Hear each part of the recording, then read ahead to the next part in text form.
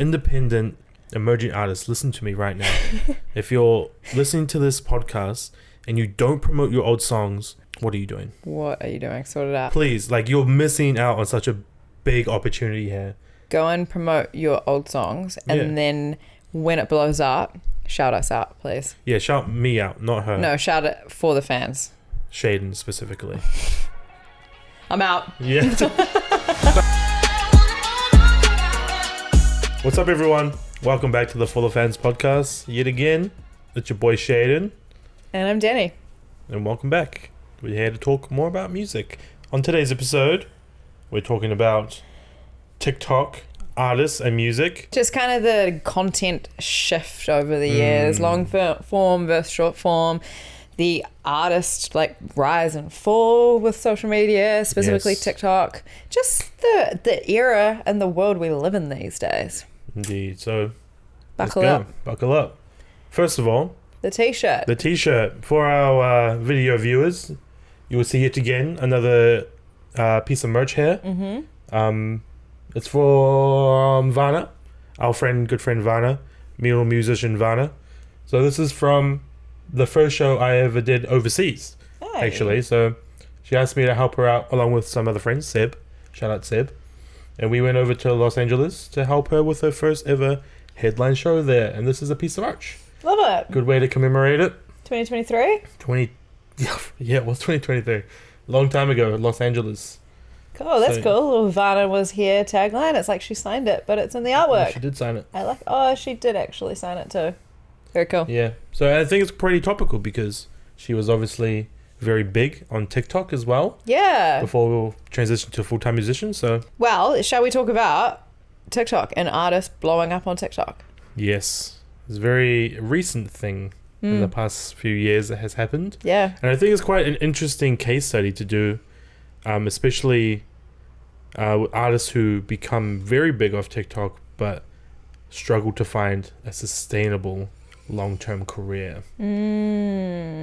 Well, I guess that is due to the one-hit wonder nature of TikTok, right? Yes, not even one-hit wonder, one segment wonder. Yeah, a very specific small section of a song. Yes. That is definitely an annoyance about TikTok, is that you can't add music often that's any longer than a minute. Yeah. You literally are limited to a minute. And I think also it's been kind of publicized by some label higher ups. There's a couple of videos floating around with interviews from record execs essentially, and they basically admit to the fact that that's what they look for now in an artist, is a really hooky, catchy, small section of a song, which is pretty wild. That is kind of crazy that that's what they look for as opposed to substance. It's a shame, eh? Or an actual maybe I think the big thing for me is even if the song's good after the full song comes out, I'm still annoyed. Yeah. Because I've heard that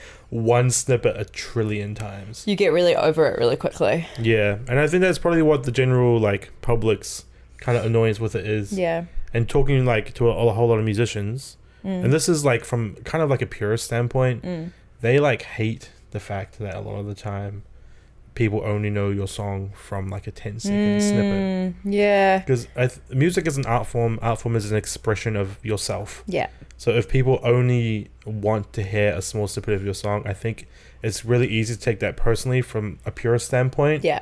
Where people are pouring their heart out into their songs, and people are oh, it's boring, or you can't find a clippable moment from it to help it gain traction. It's evident in those bigger artists' live shows as well, like the Travis Scotts. Oh my god, who was it? I think, was it 24K Golden a few years ago? He performed at this festival and people only knew the chorus of one song. Really? And people, as soon as the chorus came in, everyone was singing as soon as it finished. It was no one at all. Yeah, that's pretty hectic, eh? It is. You, as a social media consumer, have you gotten into musical artists through TikTok? Oh, 100%. Yeah? 100% I have. But it's never the super viral ones. Yeah. I found so many cool artists off of TikTok that haven't necessarily blown up just yet, but I found their content. I'm yo, this is a sick song. Oh, that's cool. Yeah, there's this, the most recent one is this UK R&B singer. His name's Tide, Tyde. Okay. incredible. Oh, cool. Great vocals. And then another one before that was this chick from Vancouver. Her name's like Jenniverse. Oh, She makes like real Deftonesy kind of music. Oh, yeah, okay. There was a few clips that like did some pretty good numbers that ended up popping up on my For You page. Oh, yeah, but nice. she hasn't like fully blown up just yet. So you more so see artists making their own music or singing or performing on TikTok rather than creators doing their own content along to a backing track, like along to someone else's music? I see both. Obviously, you always get like the dance videos like back in the day, you know, with like Addison Rae and Charli D'Amelio and all those guys. But I think my For You page is now like curated more to like an artist actually promoting the song rather than TikTok dances. Because I don't even know if TikTok dances are that big anymore. I think they are. I feel like you're just not in their algorithm, which is the same as me. Yeah. But I think that kind of lends itself nicely to the topic of the likes of Addison Rae and Tate McRae. I mean, they were like literally TikTok dancers who have now had very, very, very successful careers in music and pop music. I think it's a quite a difficult transition, I think, from being a TikToker to a musician, because no one initially is going to take you seriously. Yeah. They're just going to be like, oh, you're just a TikToker. Yeah, but for sure. In terms of like Addison Rae, people have really enjoyed her past few songs. They've got behind her, eh? Yeah, especially Diet Pepsi. Yeah. People love that song. Yeah. I think she's done the whole rebrand very like cleverly. Yeah. She hasn't necessarily shied away from her roots and her background as well, which I think is quite clever. Like, she's not trying to be someone who she isn't. Yeah. Which is a big part of it. But yeah, it's been pretty cool to watch, actually. It took a long time, though. It did take a long time. She stopped posting for like a few years, like not posting as consistently, and definitely not posting TikTok dances. I wonder if that was advised. Probably. Yeah. I think from a manager point of view, if there was an artist that came to me that was like had a big social media presence for a specific thing, and they were like, I want to transition into music. Yeah. One of the first pieces of advice I would give would be stop posting as much on TikTok. Yeah, that's valid. Because this is what people know you for now. Yeah. And try transition slowly your content from whatever it was to music related content. Yeah. And it is like a long process. Yeah. But I think it's the only way to keep your audience captivated, but kind of change their perceptions of who you are and what you do. But in saying that, our friend Vana. Yeah. I actually got a voice message from her because I asked her to kind of explain her journey through TikTok and transitioning into a musician. Yeah, cool. I'm intrigued. Because she's now doing numbers. Yeah. She's going on tours around the world. Yeah. She's headline shows. She's doing festivals. So cool. And she was always a musician. But let me just play this. Yeah. This voice clip. Hello, yes. Okay, let me think. So, TikTok. For me personally, I use TikTok as a strategy to build an audience up so that when I started releasing music, I wasn't just shouting to a void. I had a group of people who already knew who I was, and I enjoy being a performer, a court jester, if you will. So I thought it was really fun, and it was really interesting merging the two and making that transition from being known as a influencer into a musician. And I think the thing that helped the most is that I kept the content pretty similar to what my music's about. And also, when I was just making like content instead of promoting my songs, I was doing music as well. Like, I was posting covers, so it was not a surprise that I was actually, my goal was to be a musician. I think everyone knew that, but I don't think, it's just like I just knew in my heart and my soul that I was going to be a musician. I was just, getting my songs, writing them, producing them, and I just knew that they would hear them eventually. And so, like, keeping the audience really involved with that process and being completely transparent was, like, key. Like, saying, I'm doing this, and this is the first time I've ever done this, and this is the first time I've ever gone into a studio, and I'm going into a radio interview, and I'm doing this, and this is my first show, and it gives you, as an audience member, a looking glass into, like, the growth and how much work is needed to, get started. So it doesn't feel like one day all of a sudden you just, like, drop a song and it does really well. That's where you get the idea of industry plant, because you don't share your progress. So I think, yeah, sharing progress is one of the biggest important things to share with your audience if you're trying to make a transition for more music content. Also, just keep posting music content alongside your other stuff. Like, even now, like, I post stuff not related to my music. Not as much as I used to, but I definitely still do it because it's a form of expression for me, and I think it's fun. And I think I fostered an audience that likes an artist that kind of feels like they can just like chat to, which is why I love Twitch streaming as well. A pretty interesting insight into someone who's made that transition themselves. Yeah. She's bang on though, and I think that transparency and really like holding their hand through the journey is key as well.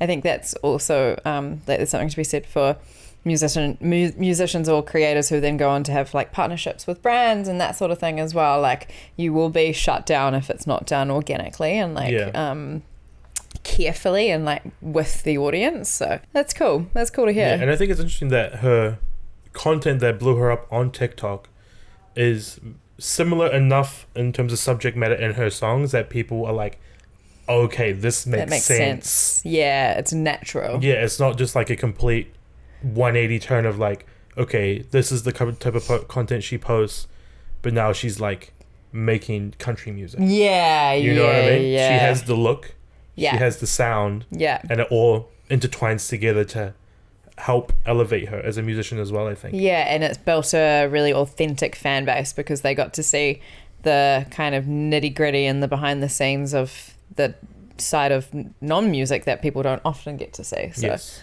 Oh, that's cool. Well, thanks, Vana. Shout out Vana. Yeah, that was really cool to hear. TikTok can definitely do wonders for artists and musicians and creators. It has propelled people into the stratosphere that they never thought they could hit. Totally. I mean, me personally, last year, I really got on this was an example of a massively viral one, but I got on the Royal Otis train through TikTok, and that was purely just through seeing all of their covers, and then their sounds were being used as the background for heaps of other creators and just general TikTokers. So yeah, and then I like actively listen to them now, and I really like the music. So there's a whole lot of artists that I have gone into through TikTok, and I'm definitely not alone. Like, I think it is one of like the number one music discovery platforms out there at the moment. 100%, because everyone's online, everyone's on TikTok, everyone doom scrolls. Yeah. And it's just inevitable that is going to be the place where people try to promote their music. Yeah. But I think the people who really break through and like become viral, for lack of a better term, are people that have the authentic content and that content that people can relate to. Yeah. Rather than just someone singing in front of a camera. Yeah. If that makes sense. Yeah, that makes total sense. Random side note. Literally this morning I was getting ready and I got a little live video on my For You page.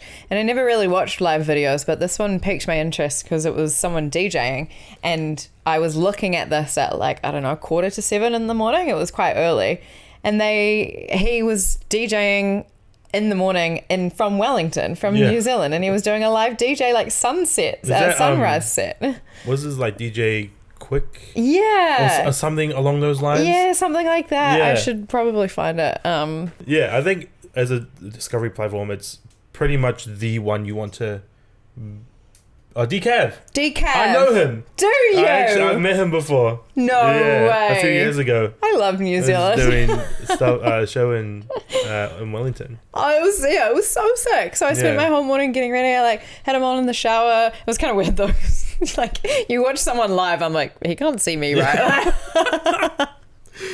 There was a moment I was like, this isn't two-way. This is just one way. But yeah, TikTok is sick. And I'm like, I've just found like an epic DJ who's playing heaps of cool remixes and stuff. Yeah, and I mean, some of the biggest artists today can attribute TikTok to a large portion of their success, I think. Like the Doja Cats of the world. Yeah. The Dua Lipas of the world. Totally. Like, obviously they were doing music prior to TikTok blowing them up, but they hit a new level once people were finding their music on TikTok. Yeah, for sure. Like Olivia Rodrigo. She was on Disney though. She was on Disney, but I feel like she's got a crazy TikTok fan base. Yeah. But then I think that's also the cool thing about TikTok not necessarily having to have a viral hit on TikTok, but if you connect well enough with your audience, then you will generate an amazing fan base. Like I've kind of fallen into a couple of different fan bases over the time that I've been on TikTok, and there's like Ollie Sykes from Bring Me the Horizon, and there are some diehard fans of his on TikTok, and like so many like TikTok fan pages and stuff. But then there's also, like I said, the Olivia Rodrigo's, or the pop princess fan bases, Sabrina Carpenter's. Like there are so many different niches, and once you fall in it, you're like kind of all consumed, and it helps to create this picture that this artist is the biggest artist on the planet. But just because of the way that the algorithm serves only that content to you, but it all just then plays into making this artist bigger and bigger and bigger and bigger. So it's quite a beast. It is a machine. Yeah, it is a machine. That's exactly what it is. A machine. Like machine learning. But yeah, so I mean, we could always talk about the massive successes, but I also do think it's a double-edged sword, TikTok, and blowing up on TikTok, because once you have one mega viral song, people are going to hold you to that standard forever. So it can be a very quick rise, but also a very quick fall. So true. And I think we've seen so many people face that exact problem. I think the first one for me is Armani White. He had that bitch I'm stylish glucked up Billie Eilish. Billie Eilish, that song. Yes. And that, if I asked you to name another Armani White song, bro, I can't. And I liked that song when it came out. Do you know what? I was thinking about this the other day, because I did a video and I wanted to put a Billie Eilish song on it, and you search Billie Eilish on TikTok to add it into the background, and his song pops up. I wonder if that was intentional. Like, I wonder if he was like, I'm going to play off of Billie Eilish's success on TikTok. I'm going to make a song literally called Billie Eilish just to tap into that. The thing I hate the most about that, everyone started doing that. Yeah, I know. Like they've seen the success of that. And Central C made the song Doja. Yes, that's it so became true. a trend within hip-hop to do the same thing. I mean, it kind of works annoyingly. But it won't work forever, because we're on to you. Yes, Stop we're on it. to you. I see you, bro. I'm going to report it. I see you. But yeah, him, I think even last year, Tommy Richmond, he had a couple songs. Yeah, that's a good one. A very quick rise and a very quick fall. And dare I say it, Ice Spice. Ice Spice was never good. No, Ice Spice was never good. But she had a longer reign than those guys. She's at least been 2-3 years. She did. And she was also brought down by her non-music situation. Oh yeah, the Team Madeline. Yeah. I'm Team Maddie, bro. Yeah, hashtag Team Mads. Hashtag Team Mads. 100%. And I think she recently just toured New Zealand and Australia, and I think her reputation is done in this part of the world after that. Oh, it's so frustrating. Like, it actually riles me up so much. She was an hour late to like 2 or 3 festivals. And then it goes back to the conversation that we've had so many times, but stop giving artists like that a platform. Like, give it to someone who's deserving. I hope that that's the last time she'll ever do a run in Australasia, because she treated us like absolute garbage. 100%. So. She just doesn't even care. Oh, it's so ridiculous. But it pisses me off that people like her are still successful. Yeah. I mean, for how long? Yeah, that's true. Fast rise, fast fall. I try not to hate, but like also Ice Spice do better. Do better. 100%. Yeah, that's valid. Yeah. Yeah, but no, you're right. Fast rise, fast fall. Okay, another interesting case study, I think, is for me, is Chapel Roan. Massive success off of TikTok. Yeah. It's obviously early days for her. Yeah. Do you see someone like her holding her popularity? Because she did win Best New Artist. Best New Artist, yeah. Best New Artist as well at the Grammys. I definitely think she's got the longevity and the ability to continue to make it, because I think she's more than just the music. I also think she's got kind of the success story, or whatever you'd like to call it, in the fact that there's videos present of her playing Pink Pony Club 11 years before she blew up to crowds of 20 people. And so I think people are really like invested in her growth as an artist. So I think because they have been able to see that history, they are more supportive of her of a way. Like, she isn't what Varna referred to as like, people aren't thinking she's an industry plant because they've seen her hustle. So yeah, I don't know. I think she's got the stamina. I think her music is good enough to last on its own as well, even if you were to take social media away. And I think she also is an artist that really stands up for what she believes in and for rights of the community and the people that she cares about and the people that listen to her as well. So I think that's really important, as she's got quite clear political stances and she's not afraid to speak her mind on those types of topics. So did she sign to a major after blowing up on TikTok? She's with Is she with Warner? Nah. Maybe Island Records. Island. She's with Island. Yeah. So I'm always interested. I don't know what the stats are about how many people sign to majors after blowing up on TikTok, and if that has an effect into whether they can keep longevity or not, because now they have like a machine behind them. Yeah. True. If anyone knows the answer to that, please comment or DM me, because I really want to know. Yeah, me too. Off the back of Chappell Roan posting her playing Pink Pony Club in like a park, I think I saw that exact video 11 years ago. Yeah. One thing that truly grinds my gears about emerging artists when they're posting on social media is they never post about their old songs. I think a lot of the people I've worked with have this arbitrary thing where they feel like they have a certain time period where they can only post about a song and then never again. So they'll have like 3-4 weeks. They're like, cool, I'm going to spam stuff. And then they spam it. It doesn't blow up. Then they're on to the next song and they don't promote the old songs ever again. Because a lot of even with Doja Cat, some of her songs that initially blew up on TikTok were already 2 or 3 years old. Yeah. It just so happened that those were the songs that blew up for her. Hit with people, yeah. Do you think, though, the only reason artists aren't promoting their old songs is because they purely just want to get their new music out into the world? Yeah, but if a song blows up that's old, it doesn't matter, because people are going to listen to all your new songs if they like it. I think it's finding that mix, though. Like, I don't think they should not promote their new stuff. No, obviously they should. But I think it's such a missed opportunity to not promote the old songs. Yeah. Because even with TikTok, I've rediscovered a whole bunch of songs that I used to like. True. That I'm like, wow, I haven't heard that song in ages. Yes. Yeah, that's true. Yeah. So independent emerging artists, listen to me right now. If you're listening to this podcast and you don't promote your old songs, what are you doing? What are you doing? Sort it out. Please, like, you're missing out on such a big opportunity here.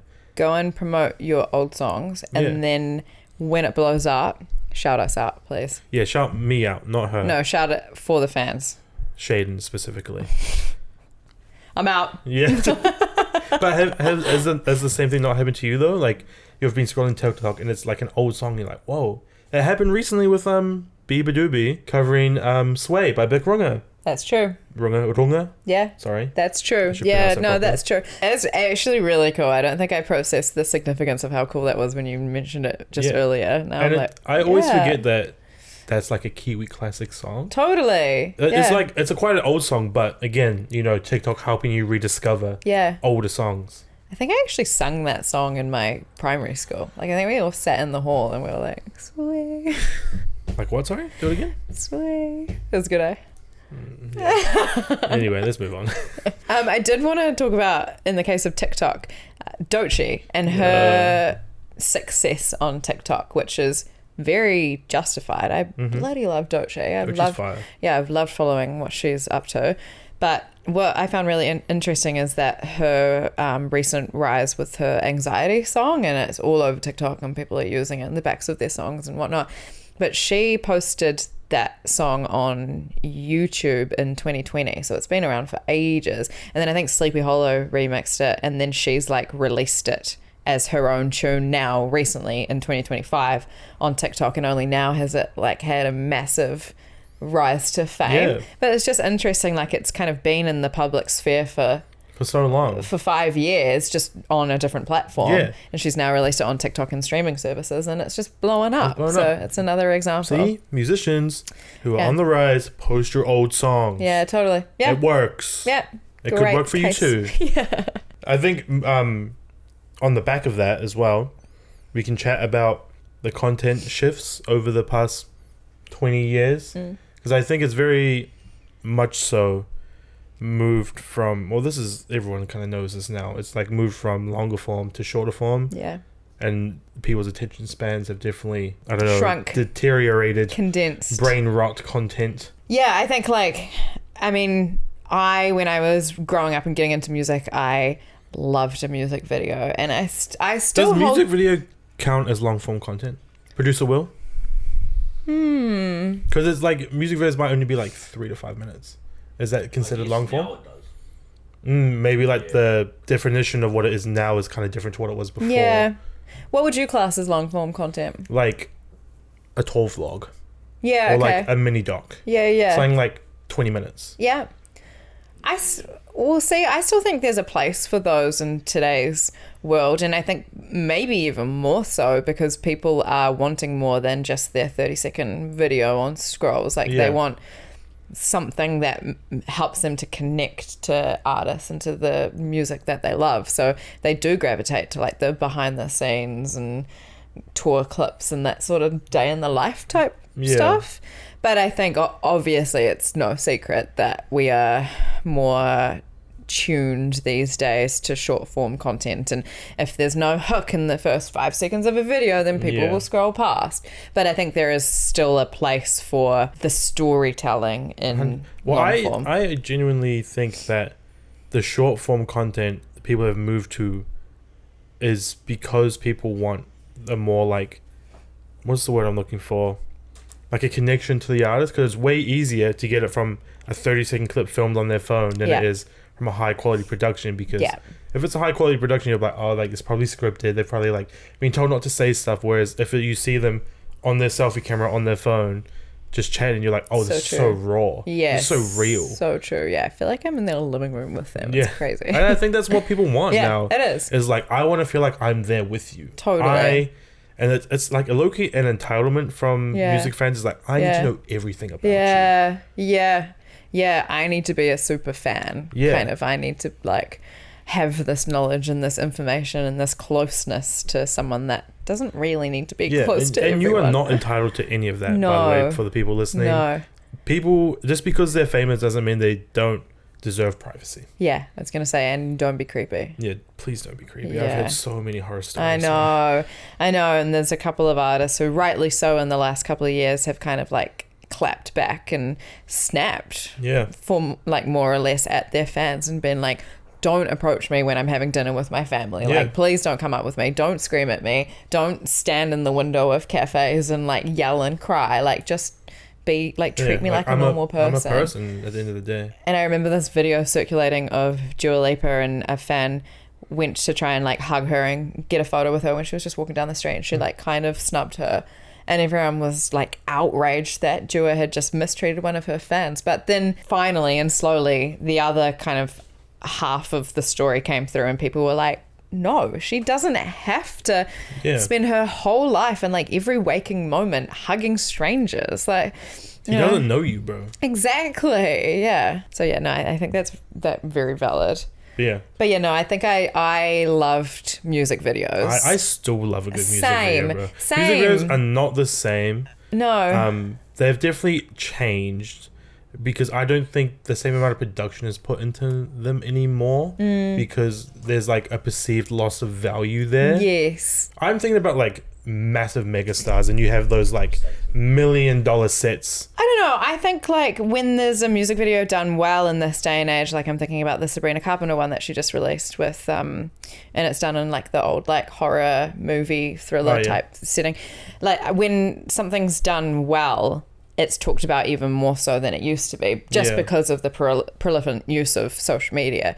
So I think artists are still investing in music videos, but not all. Like, I think your run-of-the-mill artist, so to speak, is choosing to invest their money in social media, real TikTok production, rather than one video for one song. Yeah. And I think that's valid. But I think there's still incredible music videos out there. Oh, there's 100% still incredible music videos out there. And being produced every day. And there's still an ecosystem who are watching that type of content, for sure. But I think this would be an interesting thing. Maybe we should do this. But if we were to go out onto the street and literally be like, how often do you watch music videos versus social media, and then talk to artists and be like, when was the last time you invested money in a music video for one song? It would be interesting to get the stats. Like, I would say most people would be leaning towards social media. Yeah. Because that's kind of what is like shoved down our throats, so to speak, about the way that the world is heading. And it's not a lie, but we hear it every single day that social media is the future. And I mean, I think that's a very valid point as well. Like, I have talked to a couple of artists recently. I did a set of interviews with Where's Jai, a local band, and they were saying that you're no longer just a musical artist. You are a social media manager and a business owner. Like, you really have to think of everything from a social media lens, because if you're not showing up on socials, you're not reaching today's audience, which is so true. It is. But I look at bands like that and they've got really awesome social content, but I don't know if they're investing in videos as much, you know? Yeah, maybe. I don't know. I still feel like the art of the music videos is like, has definitely not died, but it's just not the same as it was. Yeah, it's not as heroed. No, exactly. Yeah. That's maybe where I'm trying to come from here. And I think I think if you had a music video back in the day, it was like a big deal. Yeah. And now it's like kind of expected. Yeah, I guess I also think back to like all the incredible music videos that were known purely for being incredible music videos. Like, the first thing that springs to mind is OK Go. And Here It Goes Again. Was that the one that they did on the treadmills? Yeah. But that was iconic, and everyone knew that music video, and it was so clever. I mean, that was super low budget. It was really low budget. But it's very iconic. Very iconic, and just done really well. They recently released a song this year in 2025. They did. And it's also an epic music video, but it's not done the rounds. Yeah. Like, I just kind of stumbled upon it, funnily enough, because a colleague was talking about it, and I was like, oh, that's kind of sick. But it's not viral like it was 10 years ago for their old stuff. It is an interesting topic. It is indeed. But I think also, like, another lens you can come from with long form content is the idea of an album. Yeah. Do you perceive that to be long form content in terms of music? Yeah, you know what? Traditionally, I would think of content as video, which is not necessarily, all it should be. Like, content can be audio only. You can draw parallels to them. You can. Because shorter form content is now what people are focusing on, and singles are what people are focusing on now, as opposed to albums. Yeah, that's also a very valid point. Yeah, because it all comes down to the attention span thing, right? Totally. Yeah, the album, the dying art. Yeah, I hope it never does. I think I can see a resurgence for albums coming back pretty soon. Same. People have a bit of a hunger because there's so many one-hit wonders and TikTok songs and social media songs. People do have like a thirst for a story to be told, and to like hear that creative storytelling from their favorite artist. So that's why albums are still in demand, I guess. Here's actually an interesting stat that I pulled up yesterday. Oh yeah? I searched what the highest selling album was last year and what the highest selling album was in 2004. Is this physical and digital? This is album sales. Yeah, okay. So album sales includes digital as well. Okay, cool. And the highest selling album last year, Tortured Poets Department, sold 2.5 million copies first week. And then the highest selling album of 2004 was Confessions by Usher, only sold 1 million. Wow. So it's actually quite an interesting thing when people say albums are dying, but the highest selling album last year is actually sold more units than the highest selling album 20 years ago. So just to clarify, when you are saying highest selling album physically, album sales includes digital streams. Okay. Yeah, okay. I would love to know what portion of that is like physical merch as well, like physical albums. And no one really buys physical albums. I mean, if it's Taylor Swift and it's a record, people will buy it. Yeah, that's valid. But also, like, because streams is like a certain amount of streams equates to like an album sale, so you still have to stream a lot as well. Do you think that there's just more sales now than Usher's years ago because there's more people? Potentially, but I also did a top 10 average. So let me pull this up. Last year, the top 10 selling albums averaged 530,000 first week sales, and in 2004 it was 730. So it's not too dissimilar. So 2000. Okay. So it's like 200k pretty much, which is But not 2004 was more. was less. Oh. Oh, more. No, more. 700k Yeah. in 2004, 500k last year. Last year. So if Interesting. I think the idea of an album dying is not necessarily true because people still listen. If they were like fully dead, I think you'd see a way bigger gap. That is actually really fascinating though, because the Taylor Swift example, she is like as big can get. Like Yeah. she's an anomaly. She's a global superstar. So was Usher in 2004. True. Not to the degree of Taylor Swift, but he was like he mega was star. huge. But you're right, he wasn't at the level of Taylor Swift. But over a scale of 1 to 10 on the top artists, interesting that we are down on sales from. And so 2004. 2004, the top 2 albums combined first week sales still lower than Taylor Swift's, which is quite interesting. I don't know if that's for or against my argument. I just think it's super interesting. Well, I think that leans into super fandom. Yeah. Like there's a whole new era of music consumption that's coming around super fandom. Yeah. And I'm a bit of like a She's music. a Swiftie. I'm a Swiftie, but I'm also like a music nerd, and I read like music business, like worldwide updates and that sort of stuff. And I know that on streaming platforms, they are looking to release new tiers of like subscriptions for super fans, and if you are listening to a top percentage of that artist, then you will unlock privileges like exclusive merch or Cool. pre-sales to tickets, which is really cool. But labels and businesses and partnerships and sponsorships are all looking for super fans. Like they want to tap into that niche of the top 1% of fans who are like die hard for artists. Yeah. But I think that's the way that the world is going to go now, where those people are like rewarded, which is very interesting.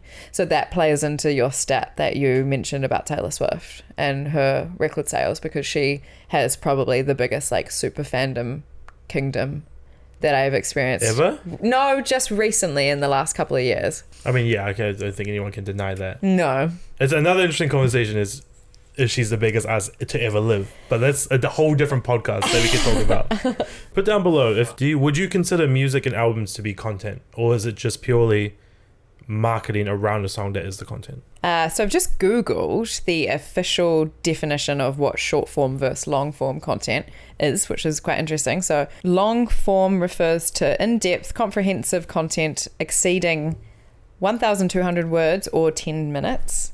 And short form is concise and easily digestible, typically under 1,200 words or 10 minutes.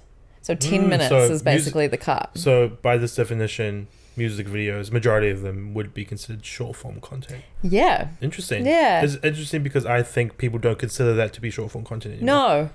Which is a nod to how our attention spans have changed and developed over time. It'd be interesting to see if that definition changes in another 10 years. You know, just quickly, I won't spend ages on this, but podcasts are kind of long form, and I feel like podcasts are more popular now than they ever have been. That's factual. Yeah. I mean, we're literally doing it right now. We're literally doing a long form content piece right now. I kind of hope long form content doesn't die, because otherwise we won't have a podcast. Same. And speaking of long form, I feel like we've probably gone on for too long. We don't want this to be too long of a long form content piece, so we should probably wrap it up. Yeah. Okay. All right. Laters. Lovely to talk to everyone. Till next time. Bye.